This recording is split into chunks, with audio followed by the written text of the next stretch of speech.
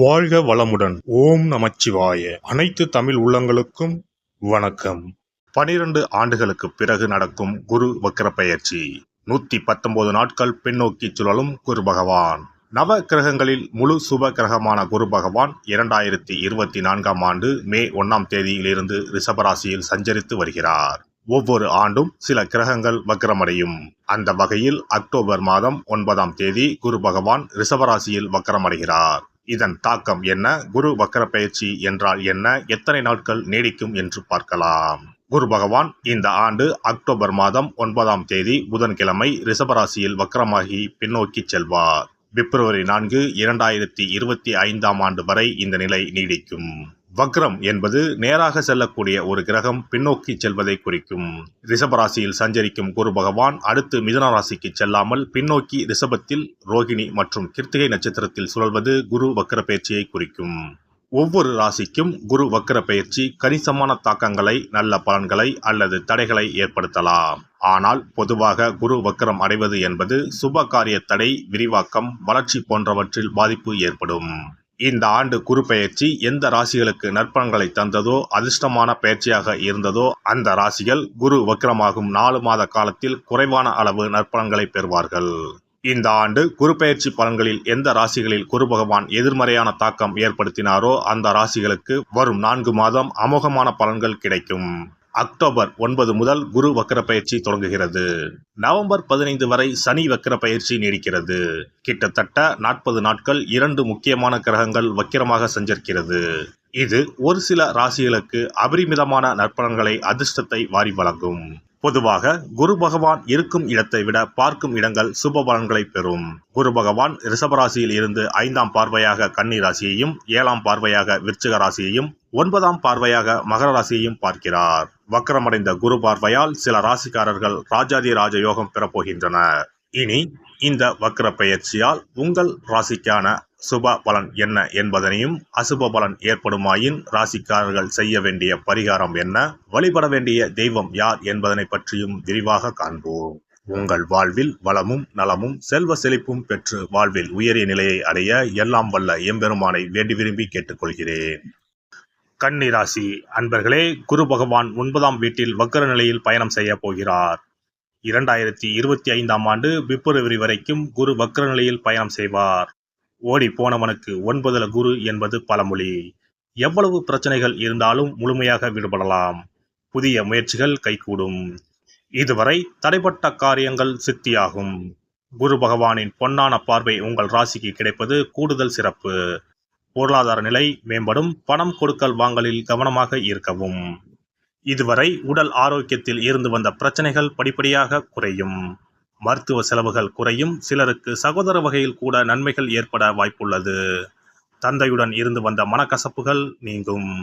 பூர்வீக சொத்து விஷயங்களில் நல்ல தீர்வு எட்டப்படும். பிள்ளைகள் வழியில் சிலருக்கு நன்மைகள் ஏற்படும். சுபகாரிய பேச்சுவார்த்தைகள் மகிழ்ச்சி தரும்.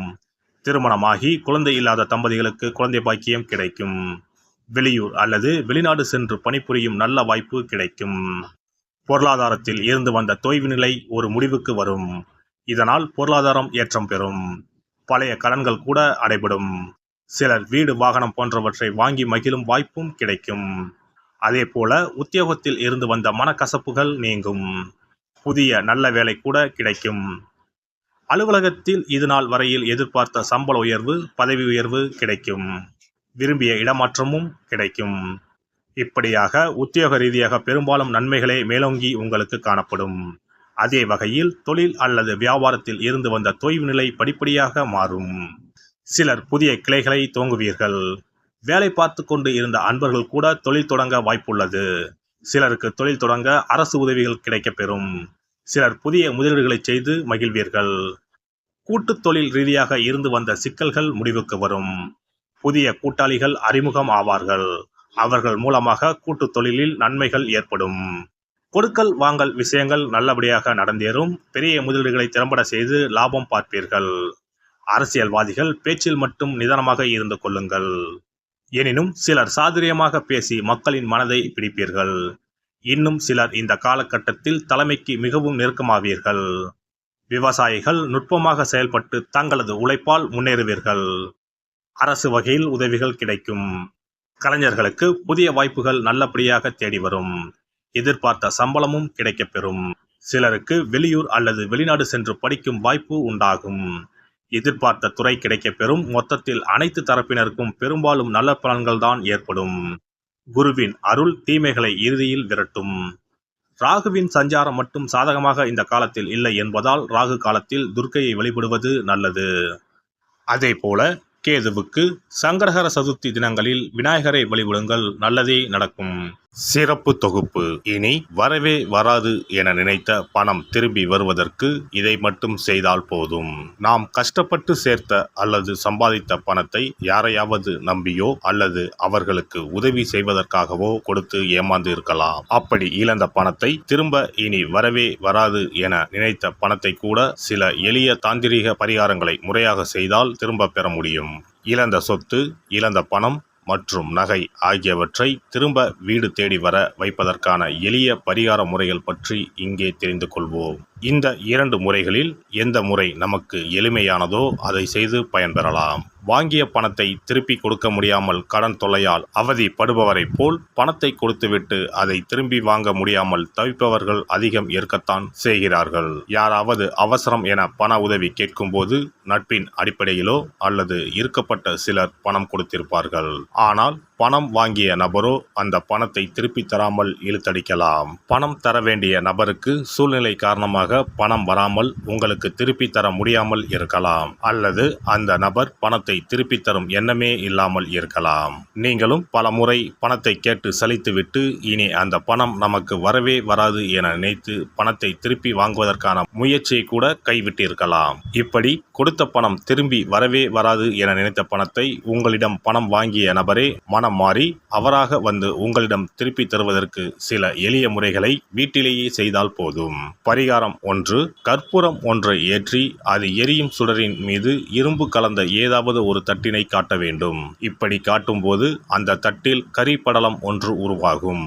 இந்த கரியை உங்களின் வலதுபுற நடுவிரலில் எடுத்து ஒரு தெளிவான வெள்ளை காகிதத்தில் உங்களுக்கு பணம் கொடுக்க வேண்டிய நபரின் பெயரை எழுதி கொள்ளுங்கள். பிறகு அந்த பேப்பரை சிறியதாக மடித்து உள்ளங்கையில் வைத்துக்கொண்டு உங்களுக்கு பணம் கொடுக்க வேண்டிய அந்த நபரின் முகத்தை மனதில் நினைத்து கொண்டு அவர் உங்களுக்கு பணம் கொடுத்து விட்டதாகவும் உங்களுக்கு வரவேண்டிய பணம் அனைத்தும் வந்துவிட்டதாகவும் நினைத்து கொள்ளுங்கள்.